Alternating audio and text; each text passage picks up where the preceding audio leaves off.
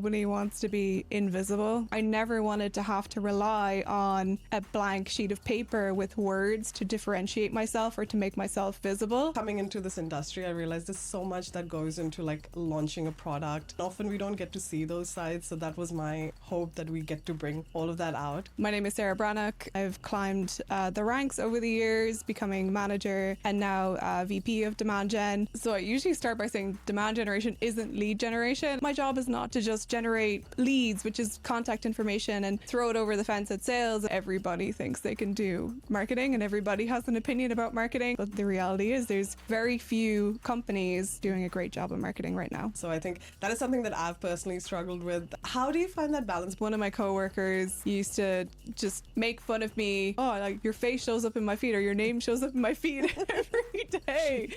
And it makes you a bit insecure where you start thinking, oh, like, am I doing too much? It's not about self-promotion at all. It's about storytelling. Some of my best posts that I've ever written have happened in moments where I'm fired up because somebody said something and I don't agree. You just got to keep creating for longer than you think you need to. Even if nobody's listening, nobody is responding, you got to still keep going. What goes behind building great tech and bringing it to the world?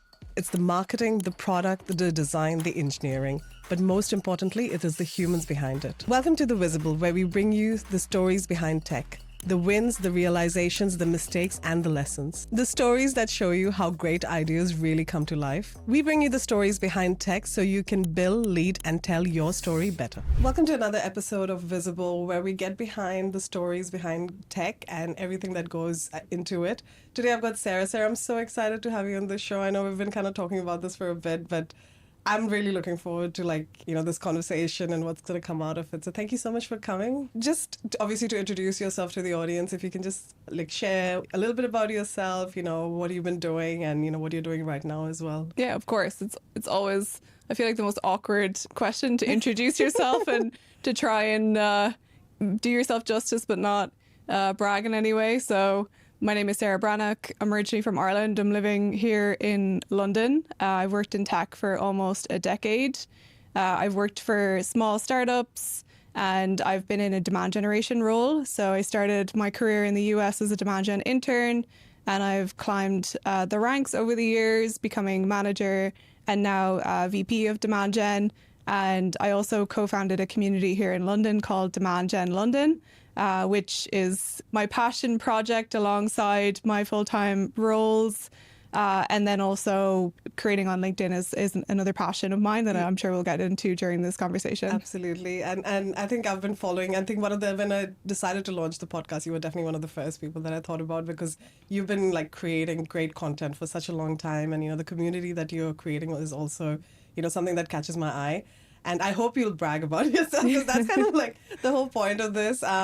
But you talk about demand generation, and I think one of the things I really wanted to get out of this podcast was just everything that goes behind tech. So I've not been in tech for very long, so 7 years.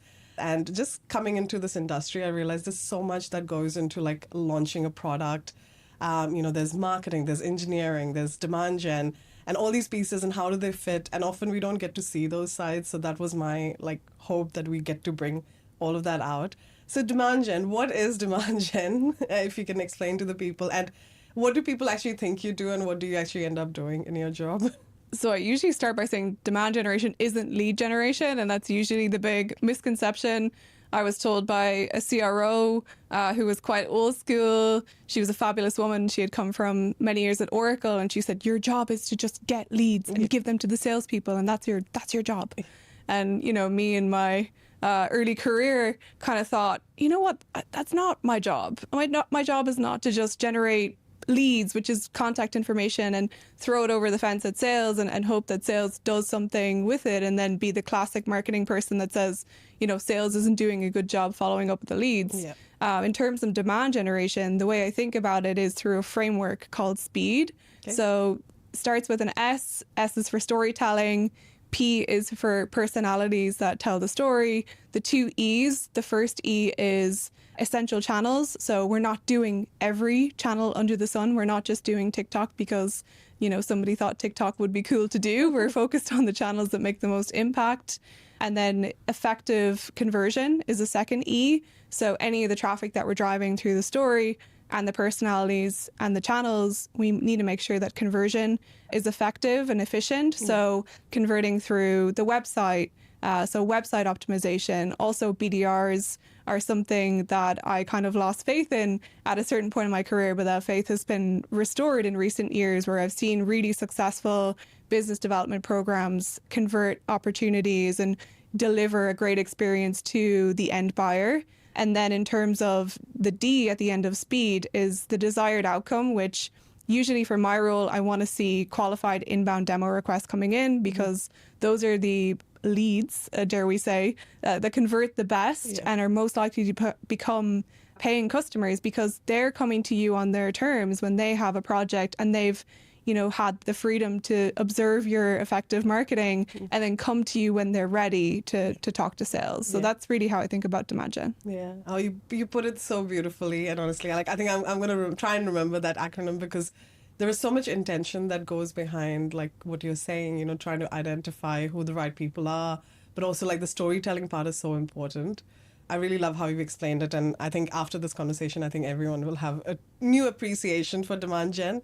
Is there a misconception that people have about your role, like when you do say demand gen? I mean, obviously you just spoke about the lead part that they think it's lead generation. Is there anything else that jumps up at you as going, okay, this is something that people think demand gen does, but that's definitely not something we do? I'm not sure. I think the lead gen one is the main thing. I think the other piece that marketing people struggle with is that everybody thinks they can do marketing and everybody has an opinion about marketing. It's part of what we love about marketing. It's very relatable, right? We're exposed to marketing all the time, like whether it's in the olden days when we were growing up and we're watching TV and you're watching these advertisements on TV and you're saying that was a really great advertisement or something was terrible. There's much to discuss, but I think doing great marketing is such a challenge and it's such a endless pursuit. So I think that's what keeps me really excited waking up every single day is trying to do something that's really challenging that everybody thinks they can do a great job at. But the reality is there's very few companies, especially in our space in B2B and in cybersecurity, that are doing a great job of marketing right now. Absolutely. No, I totally agree. I think coming into cybersecurity and also now being a business owner, I think I have a lot of respect for marketing and sales because, sales is one of those misunderstood things. A lot of people feel like sales is easy, you're just selling something, but there's so much nuance and it's one of the hardest things. You're trying to get someone's attention and make sure you're aligning to, their needs. And you have to be creative, you have to stand amongst all the noise. So there's so much, and you're very right. I feel like part of what we do is a little bit of marketing, but it is so hard to always stay relevant and still authentic to yourself. So no, I totally understand marketing. I agree. It is a very difficult job and not everyone can land it, especially in a complex space like cybersecurity. The podcast name is Visible, and I think it is about bringing the stories up. I think I resonated a lot with that word when I was thinking about what am I going to name the podcast. And it was just about not only celebrating people who are doing a great job of making themselves visible and encouraging others around them to do the same, but also encouraging other people to, bring themselves out. When I mentioned that word to you, what does that mean to you? And why would you say being visible is important? I would say nobody wants to be invisible. And when I was thinking about this topic, my mind went back to when you finish university or you finish your studies of some sort and you enter the working world, you feel invisible in the sense that everything you've done in your life to date needs to be summed up on a sheet of paper, and all you have to differentiate yourself versus the others, especially when you were entering the working world, I imagine, and myself as well, over a decade ago. You're just trying to find these words where okay, this word might stand out. If I say I'm a spreadsheet ninja or a marketing guru, this will speak to, whoever's reviewing these applications. And I think as my career continued, I never wanted to have to rely on a blank sheet of paper with words to differentiate myself or to make myself visible.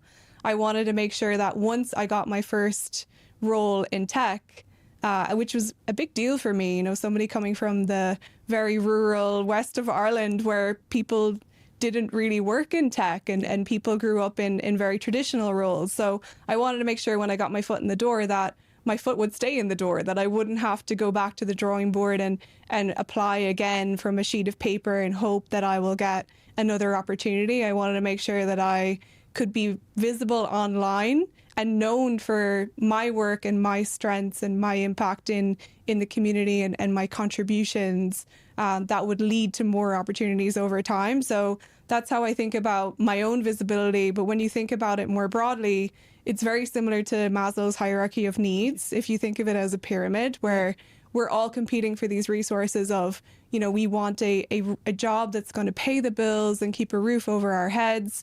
But then once we have that, we're thinking about, okay, what's next? We want relationships with other people who are doing similar work to find out what they're doing in their job so we can become better at ours. And then as you continue up the pyramid, you're thinking, okay, now I have a job that more than pays the bills, hopefully, and I want to do more. I want to participate in podcasts. I want to speak on stages. Okay. And as you continue to progress, you you walk this tightrope between who you are as a person and a professional and then the company that you work for. And you're trying to balance both of those things, which can be hard to do. Let's say in a role like mine, I had to make this decision. Like, do I want to become a creator and leave the world of cyber? And because I could never be a creator in cyber, I don't have that background at all, but I could potentially be a creator in marketing. And I made that decision that that's not what I want. What I want is to actually help professionals within cybersecurity either become creators that can help them succeed in their career path, or to help founders use social media to actually share their story and use social media as a very effective marketing tool, which even today it seems very obvious when you see the people who are doing it really, really well. Yeah. But in practice, it's actually a very small percentage of founders, of CEOs that are putting themselves out there on LinkedIn or Substack or Reddit or on stages and actually creating a strong digital footprint that attracts talent and clients to them. Absolutely. And you've touched on some really good points. Like while you were talking, I was like, I've got to follow up here, I've got to follow up there. So I'm going to try and remember. But I think the point that you said about like putting yourself out there and having that online presence, and it is such a small percentage of people who end up doing it. And I remember, I know we're doing this podcast now, but I've been following you for years, and you've always created really fun content, but you also make marketing really relatable. And I think through your eyes, I have actually learned a lot about like what it is to be a marketing person. And even as you said, coming from a small town in Ireland where, you're not surrounded, it's not Silicon Valley, you're not surrounded by tech. Do you remember the moment that you kind of felt that you wanted to put yourself out there? Because I always find that to be really interesting. Because for me, it was a very specific mentor who told me, because I wasn't progressing as quickly as I wanted in my previous career, and I would always be frustrated. I was one of the top performers, but it wasn't happening. And my mentor then said that, no one just knows that you exist. Apart from, as you said, that one sheet of paper that might come out once a year. And I really back then took that initiative to put myself out there, force myself to do things which were very uncomfortable for me. Was there a turning point for you where you go, no, I'm going to do this, this is what I'm going to start making content on LinkedIn, and this is how did you go through that journey? I think there's so many moments that bring you to where you are, and in my career I don't think there was any specific moment. It was more of a journey in terms of when I graduated university in Ireland. It's really struggled to find my first job in Ireland, and I ended up working in procurement, logging purchasing orders into SAP for a toy company, which I thought a toy company would be kind of like Tom Hanks in Big, but it actually was me in a dark basement placing orders to China and then making sure that you could go through the Chinese health records to make sure that the toys you were buying for children wouldn't hurt them or electrocute them. So it was a very grim reality after university that, hey, you can learn all these things in university, but you may not ever get the opportunity to apply them. So that was terrifying to me. And I took the opportunity to go to the States. It took me another 6 months to actually find an internship in tech. But when I'd landed, I was doing things like responding to customer questions on Twitter and posting on LinkedIn on behalf of the business. So I was in a role where you could actually be on social media during the day, and that was part of your job, which I thought was the most thrilling thing at the time, I get to do this for work. Yeah, looking for viral threads or what's the breaking news. It was so different from the role I had in the past. So in that role, I had a fantastic boss who was leading demand generation, and she was taking opportunities to speak at conferences and participate in roundtables. And she encouraged me whenever she couldn't attend an event. She was like, you go, even though you're an intern, you know, and you've not known by anybody and you've no experience, go and learn and bring back your insights. And she really empowered me to think that I could contribute, even though I had 0 years of experience at that point. Yeah. So I loved the American approach to business, where even if you were the least experienced person in the room, you could actually impact the direction of the team and what the team would work on. It was very foreign to me as somebody who, you know, came from a world where always the most experienced person made the decisions and dominated the conversation. So observing that culture, I think, gave me this aspiration to want to get to a point where I was sharing on social media. But the reality is that took years for me. It took years for me to even contribute my thoughts in a meaningful way within a meeting dynamic when meetings happened in person in an office. So that's how long that journey took me. It took me probably 5-6 years to really get there. Yeah, no, absolutely. I think you're very right. And I think what you started off with by saying that there are multiple things that happen to bring you to a point where you are today, and, you know, the person that you've become or what you choose to share. And I think it sounds like you've been quite lucky in the fact that you did have people who were encouraging you and empowering you. And I think I would say the same for me. I think often sometimes people don't have that opportunity as well at work or, you know, around themselves. And given that now you've kind of like shared a lot and, you know, you've kind of done a really good job of building a personal brand. If someone wants to get started today to do those things, and if they don't have the kind of support, is there anything that you've learned along the way that you can like share with them, going, this is what you need to do, or this is what you can lean towards? Or is it quite important to have those kind of people around you? So I think it's a fantastic question. And I'm coming to the point now where I have this theory that it's much easier to ask somebody else for thoughts around your kind of personal brand or your online personality, your online presence, or even in person. Like, what are the things that they observe about you, your strengths, you know, how would they describe your tone or how you interact with people? I think it's very, very hard for you to come up with your strategy in terms of how you show up online or how you show up professionally and blend the personal with the professional when you are so deep in your own mind and in your own feelings. I find that for me, it's much easier for me to see from your perspective, like, these are the things that are amazing about Shilpi. And if I were in her shoes, these are the topics that I would post about, or these are the moments that I would capture on video or on camera to be able to showcase her brilliance. I could see you speaking on stage about leadership and other things that you've learned throughout your experience working full time and then starting your own business.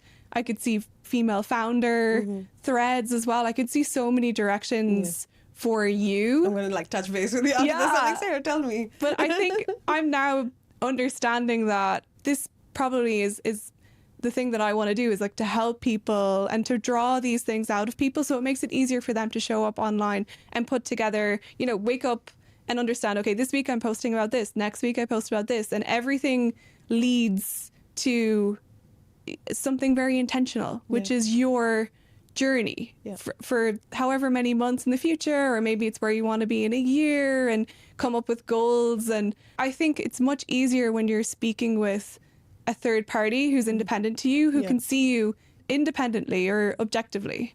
So that would be my recommendation. And it sounds like, oh, well, I don't have the money to go hire a career coach or anything like that. And it's not something I've done personally. But I think working, if you're somebody who's working in cybersecurity in a practical or a technical role, or you're a founder, you should find somebody who has a marketing brain or a marketing eye, and speak to them about, hey, what are the things that you think I could be doing that would help me show up authentically online? Tell this story, refine your story together, find these essential channels that you can show up in and attract whatever it is you want to attract. Is it clients to your business? Is it funding? Is it a career pivot? Whatever it is that you really want, I think speaking to someone who's a third party about it will really help you understand steps to get there. Absolutely. You're so right. And I think even like attending like the community that you're creating, like this is where like the meetups and stuff are so powerful, because you might just bump into someone who's the right fit for those kind of things and gives you that third view as well. I think you mentioned a very interesting thing about like the balance part of it as well. So I think that is something that I've personally struggled with, creating the business. I always say I do the boring things behind, but it's like when you, and that's very aligned to like marketing and demand gen, because you are kind of building a brand, but just not your own. How do you find that balance? Because obviously in tech, like everyone has a really busy role, their day to day is really busy, but you also want to sort of have a presence where, people know you for you and, what you do. How do you find that balance, or how do you create space for that? And I know like it's a hard question, but what would your recommendations be there? I think there's separating it in terms of there's a time component where people will say, how do I find time? If I've got a full-time job and, maybe you're a parent, or maybe you've got, this really engaging social life after work, or you're active in sports, or you have the gym, etc. Like there's never enough hours in the day. I think setting aside time where you say, okay, this is my time where I will be able to get into this state. I think it's not a checkbox activity. You can't just say, okay, from 10 a.m. until 11 a.m. I'm going to sit down and I'm going to create this content. You kind of need to be in a state of, you're inspired, or you're fired up. Some of my best posts that I've ever written have happened in moments where I'm fired up because somebody said something and I don't agree and I have the proof, and you come up with this amazing post that all the marketers stand up and applaud because they feel the same way. Yeah. So I think you can't just dedicate the time. I think it's being mindful to put yourself in the spaces where you will be inspired or motivated to create. For me, I find like long haul flights usually like that will give me I don't know if it's the boredom factor as well, where you've watched all of the movies and the TV shows, so you're kind of like, okay, I can come up with some LinkedIn posts right now. I think it's also usually when I go to the US and I'm surrounded by this Silicon Valley effect, or people in New York, and you're in a completely different environment and you're seeing how people operate in that environment, that usually also inspires me, and I think about things differently. I think being at these meetups that we do always inspire me, because you're meeting new people and you're hearing new experiences. So I think it's getting yourself out of just being in a dark room trying to come up with these ideas. I think you got to actually be exercising your mind in a way that maybe you aren't on a daily basis. So that would be the time component. But then in terms of your actual role, for me, I learned that I'm not the kind of person who's going to post on LinkedIn every single day and spend all day on LinkedIn. One, I don't have the time because I have a full-time role. But two, I also don't want the perception that, oh, Sarah sitting over in the corner there, she's just on LinkedIn all day. She's not actually doing marketing work. I think doing your role, and your role being your number one focus from a professional standpoint, that's got to be the case. So taking care of that first, and then once you feel like you're doing a great job at your day job, then thinking about, okay, how do I highlight the best parts of my day job in a way that expresses my personality and what I want to be known for, but it also showcases the business I work for in a positive light. Because, especially when you work up to a leadership position, you're meeting with your board, you're meeting with your CEO, you're meeting with your executives. You want to make sure that you're representing the company in a way that's beneficial for them, but you also don't want to give 100% of your online presence to the company you work for, because let's face it, you're not going to work there forever. Yeah, no, absolutely. I think that you've made such great points over there, like especially about the value behind the content as well. And that's something that I'm really close to, is there is a lot of content online these days, and there are a lot of people building brand. And I think it's so essential to recognize that, what's the value that you want to bring forward to the community, as you said, like leadership experience, or, part of who you're working for, but also have your own little space in there as well, and just juggling all of that. And there is no right or wrong. I completely agree. Like, it doesn't have to be a weekly thing. It doesn't have to be a daily thing. It might work for you. Like, if you are able to produce content every day and it's valuable, some people are good at that, but it might not be for everyone. And it's just finding what works for you as an individual, given everything else you have in your life. I think that is really, really important. I'm curious, Have there been any moments, I know you spoke about like, when you've been in this situation and like it sparked an idea and you posted something or you created a piece of content that surprisingly did really well, or something that was, because I often find, and I don't know if it is like, sometimes the things you think about more never seem to strike a chord with people, and something that comes out of, as you said, this emotion you're going through can be really resonating and kind of can become core of your brand. This podcast has kind of come out of a moment like that for me. So I'm curious, were there any like one or two things that come to your mind in terms of something you've posted that came out of nowhere and like you were like, yep, actually I really can, I think that is me, or that's my brand. Yeah, I'm not sure about whether it's my brand or not, but definitely a post that happened in the moment.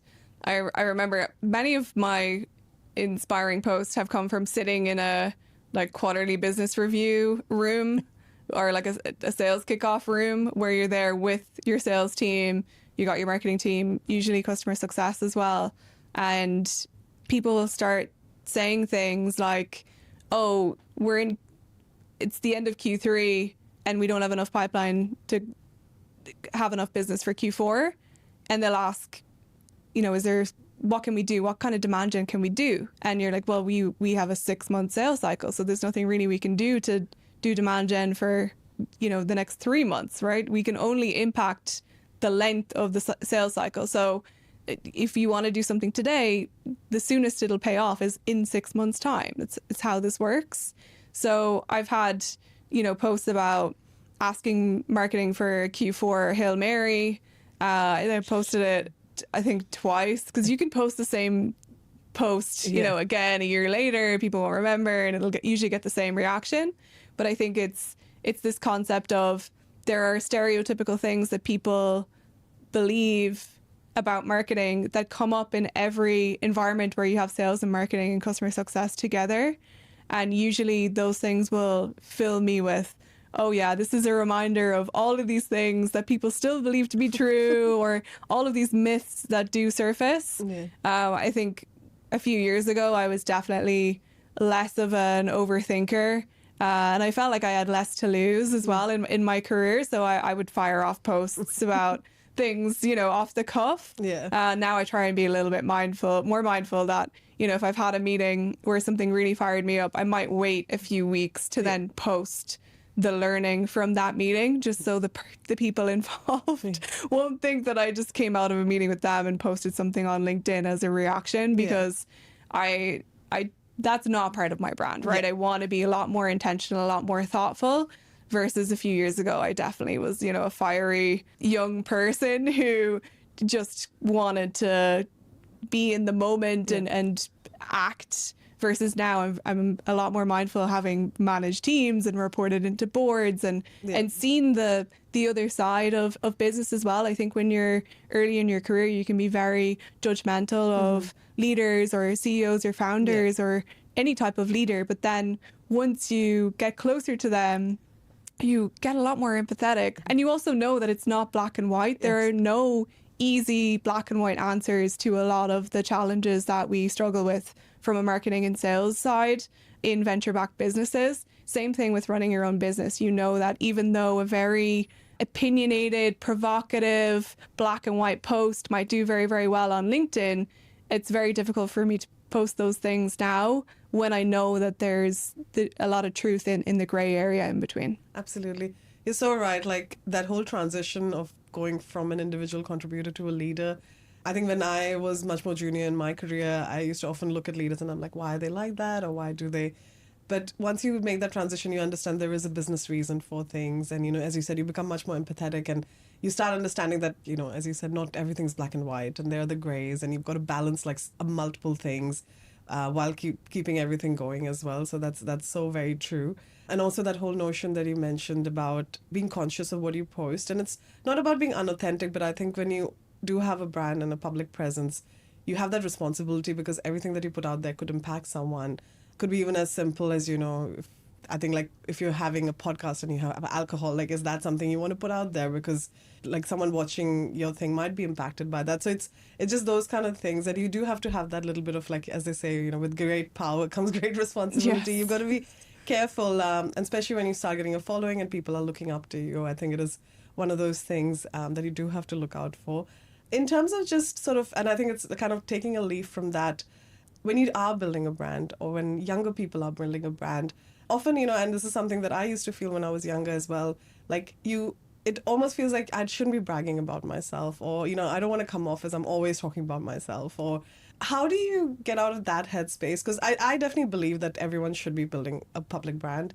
It's also just to celebrate themselves. It's, taking ownership of your own progress, kind of putting your keys in your own hand. But there is that sense of like, am I just becoming too self-focused? Like, how do you balance that? Or, how should people think about it, especially when you're earlier on in your career, I think, or earlier on in your journey of doing this?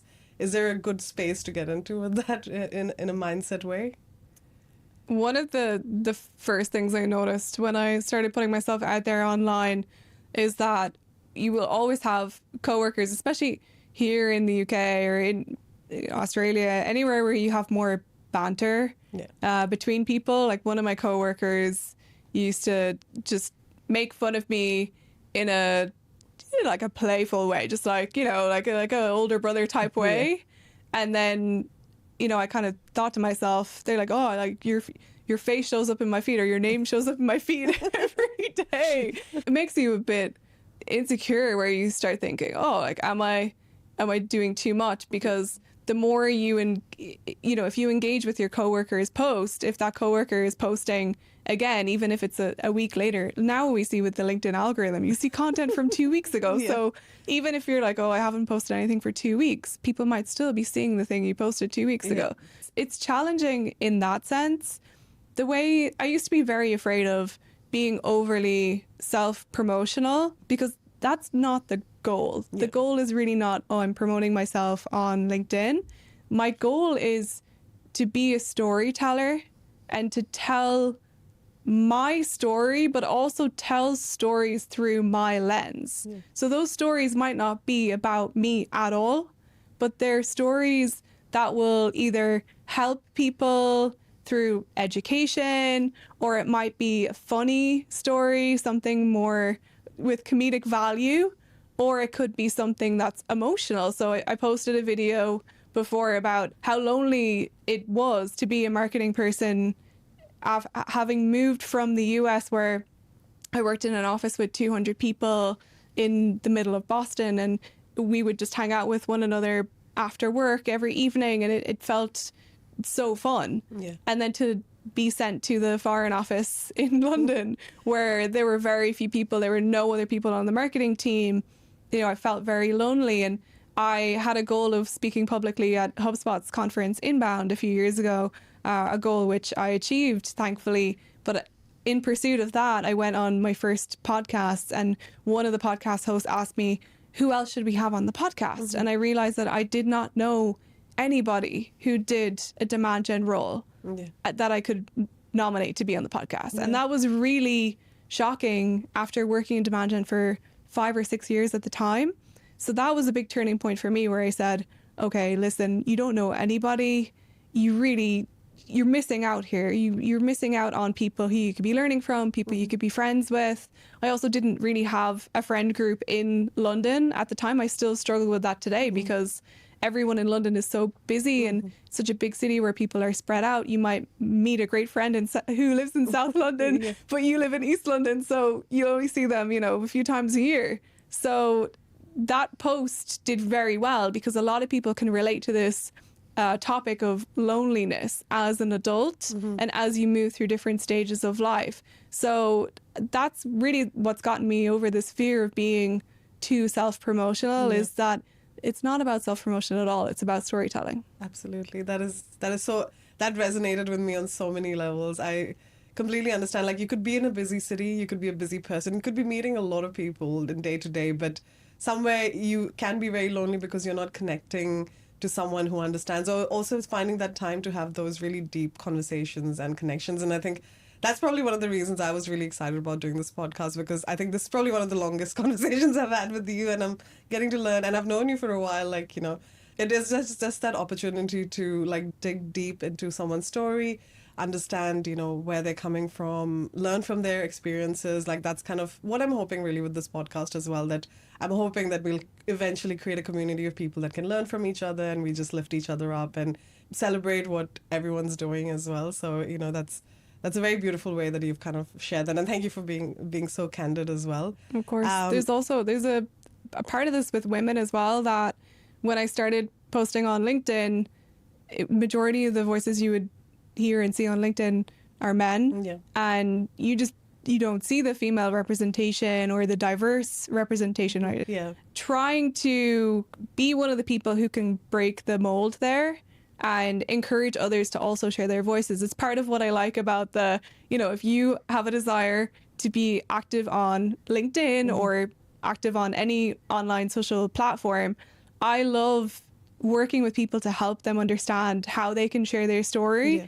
Because the more diverse stories we have and the more diverse representation we have online, it's just going to add to the diversity of thought, which we desperately need in a world where, people are at war with one another, literally, in many ways. So that's also a big aspiration of mine, is to have more like female voices and diverse voices online. Absolutely. It's so funny. I always tell people, I had this realization, and I've never really thought about genders when I've gone into a room. Like I was often a leader and the only, colored female person of my age in a room when I went into leadership meetings. And I've never really, I just came in as myself as an individual. I never thought about that. But it was funny, like when I started going to all these cybersecurity conferences, and it's the funniest thing, but I would go to the bathroom and there was no lines for women. And initially I was like, oh, this is great, there's no lines. And then a part of me was like, oh, there's no lines. That means there's not enough women coming to these conferences. So that was like, one of those things that it's such a silent thing that you don't even notice it. But I was like, yeah, when I walked away, I was like, yep, okay,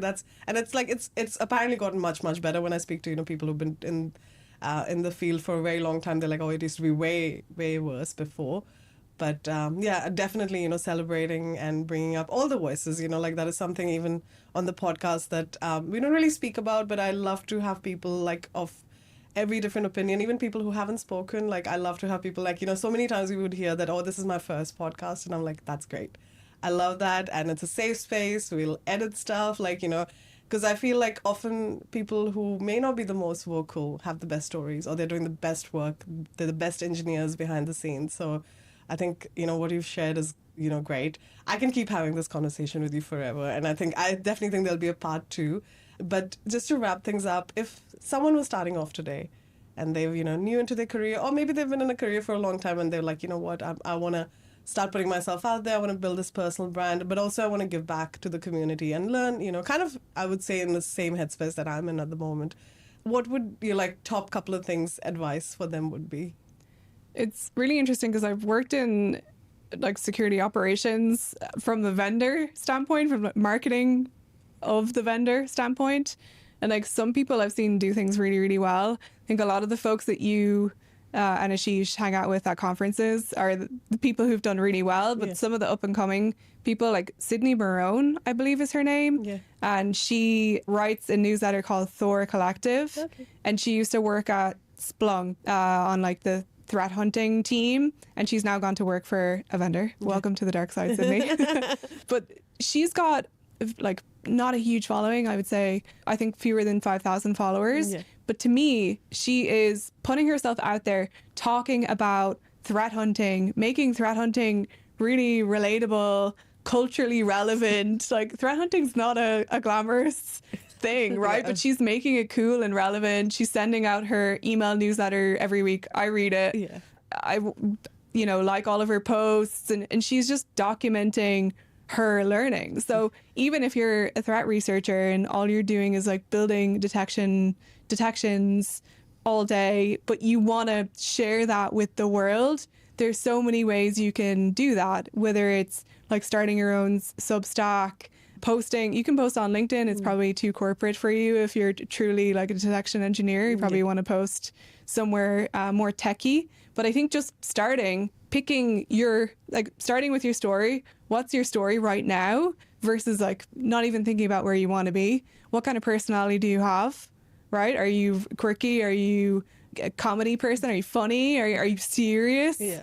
And then thinking about what's your essential channel? Like, where are you going to start? Are you going to start with Substack? Are you going to start with LinkedIn or X or TikTok, whatever you prefer, once you stick with that channel? Yeah. And then over time, as you just got to keep creating for longer than you think you need to, even if nobody's listening, nobody responding, you got to still keep going, keep optimizing. You try different things. Getting overly passionate here. Yeah.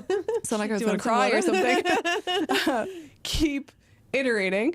And then think about, like, opportunities will come your way. Like, if you want to speak publicly, if you want to be on a podcast, if you want to speak at a B-sides or something like that, you will get there. Yeah. You just got to keep going, keep telling your story, and then you will be amazed when you look back in a few years to see how far you've come. Absolutely. No, I totally agree. It's funny, like, whenever we're looking for guests for our podcast, like, I'd look everywhere. And it's funny, it's just like someone who's written that one blog, but it's an excellent blog. And that is enough for me to find them and get them on a podcast. So you're right. Even if you're putting yourself out in, like, whatever medium you're comfortable in, opportunities find you. There's something that I've heard recently, and I've been kind of reiterating it, is like creating content gives you like asymmetric results.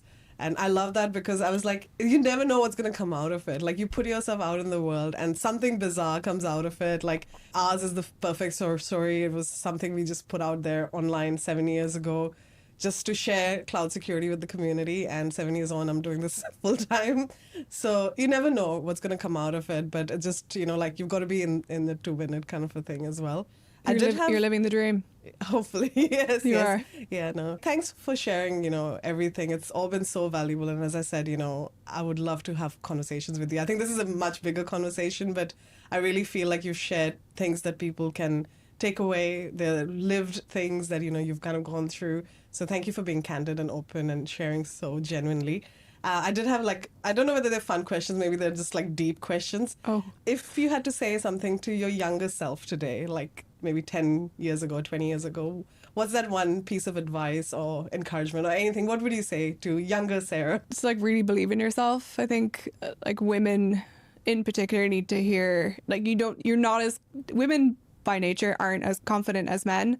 So I think pretty much almost all women just need an injection of confidence all the time going into every environment. It's like you're smarter than you think, you're better than you think, and you just need to believe in yourself more. Like, I've never met an overconfident woman. Yeah, no, that's very true. I think we definitely have moments where we are very confident, but we're not very good innately at celebrating ourselves. And I totally agree with that.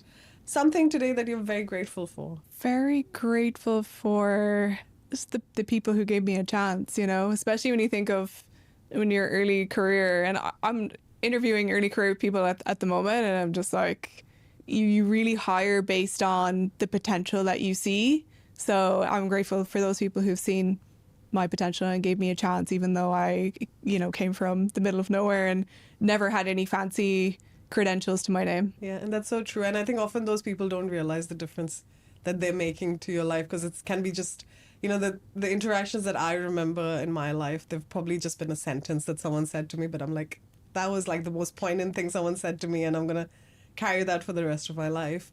Last question, what is something that you're looking forward to in your life? Something you're excited about? I'm looking forward to, like, I think what we discussed, which is people telling their story online from a B2B standpoint, especially like founders building brands and people becoming more human. I know there's a company called Fixer AI, and they're doing a kind of like a Docu-Series is their approach to marketing. Yeah. So their essential channel is essentially videoing their story. So they hired a new CRO last week, and they showed, I'm sure some of it's staged, but they actually filmed the interactions within people in the office, and they filmed his interviews. Mm-hmm. So they were able to show some of the things that he said in interviews with employees, which I think is so cool, because we're moving beyond this, okay, we're just going to send emails to the database, or we're just going to have a newsletter that's just called our company newsletter. Yeah. It's bringing faces and personalities and real storytelling to B2B, which I think our industry needs to move in this direction and be more like, you know, the YouTube creator style that we all watch on our downtime. Absolutely. There's so many amazing people behind tech and cybersecurity, and we definitely want to sort of bring them forward. I'm hoping I'm doing my little part in doing that as well.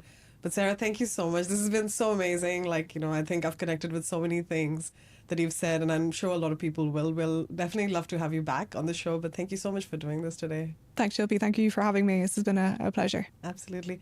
Thank you so much for watching. Hopefully you'll tune in for the next episode. We'll see you then. Thank you for listening to The Visible, and we hope you enjoyed this episode. If you would like to continue to listen to us every week, you can follow us on all your favorite podcast platforms. And if you would like to watch us on video, you can find us on YouTube as well. Join us every week as we continue to uncover more stories on how great ideas come to life. We will see you next week.